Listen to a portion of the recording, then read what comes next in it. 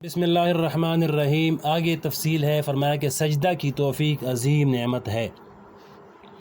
ہم نے کیسی نماز پڑھ لی، نہ اس میں خشوع تھا ورنہ خضوع تھا، وہ نماز بے جان اور بے روح صحیح، لیکن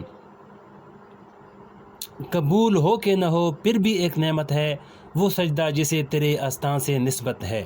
یہ شعر لکھا ہے جس کا ترجمہ ہے، فرمایا کہ یہ سجدہ جسے اللہ جل شانہ کے استانے پر کرنے کی توفیق ہو گئی، یہ بھی ایک نعمت ہے۔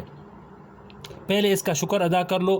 بے شک ہمیں اس کا حق ادا نہیں کر پائے، بے شک ہماری طرف سے اس میں کوتاہیاں رہیں، لیکن ان کوتاہیوں کا علاج یہ نہیں کہ ان عبادات کی ناقدری شروع کر دو، بلکہ ان کوتاہیوں کا علاج یہ ہے کہ اللہ جل شانہ کے حضور توبہ کرو اور استغفار کرو، اور یہ کہو کہ اے اللہ، آپ نے مجھے عبادت کی توفیق عطا فرمائی، اس پر آپ کا شکر ہے، لیکن مجھ سے اس عبادت میں کوتاہی ہوئی، اے اللہ میں اس پر استغفار کرتا ہوں۔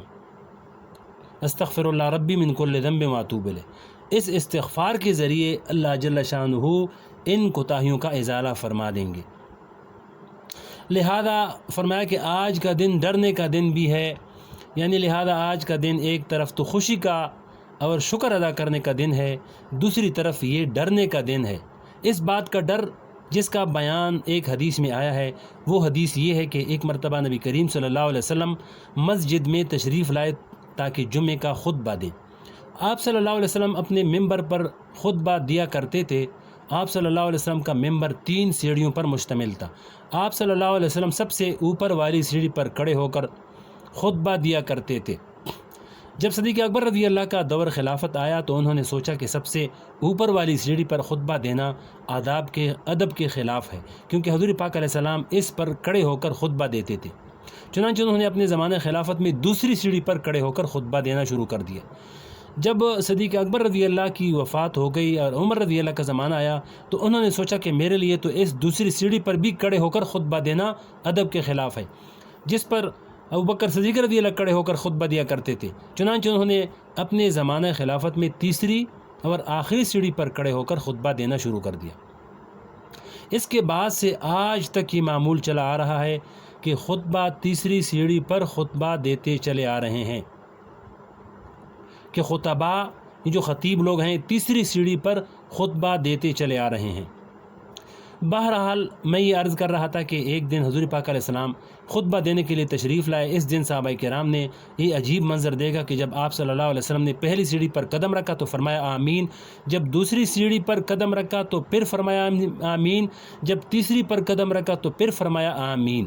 صحابہ کرام رضی اللہ اجمعین کو تعجب ہوا کہ آپ صلی اللہ علیہ وسلم نے دعا تو کوئی کی ہی نہیں، دعا تو کوئی مانگی نہیں، لیکن تینوں سیڑھیوں پر قدم رکھتے ہوئے آمین فرمایا۔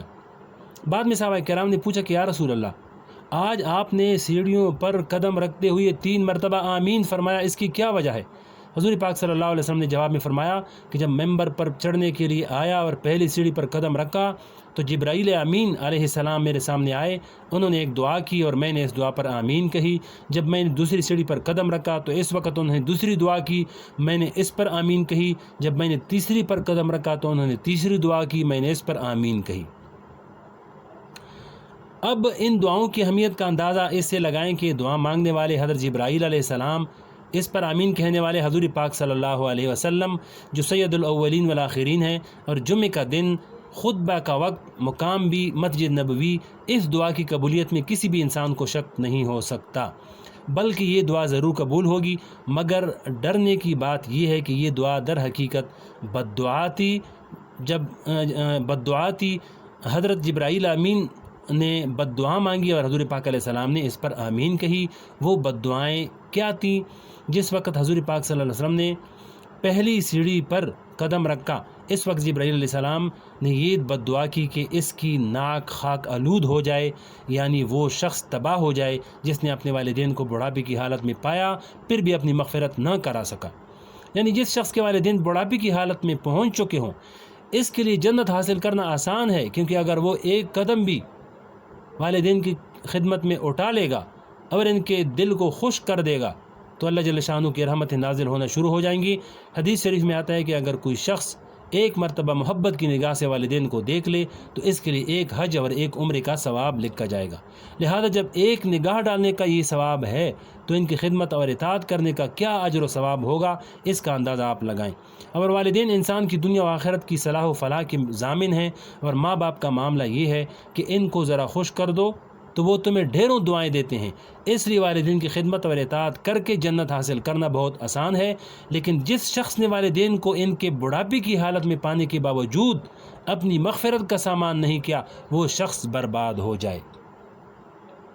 آگے فرمایا کہ حضور صلی اللہ علیہ وسلم کا نام سن کر درود شریف پڑھنا، اس کو اگلی ویڈیو میں انشاءاللہ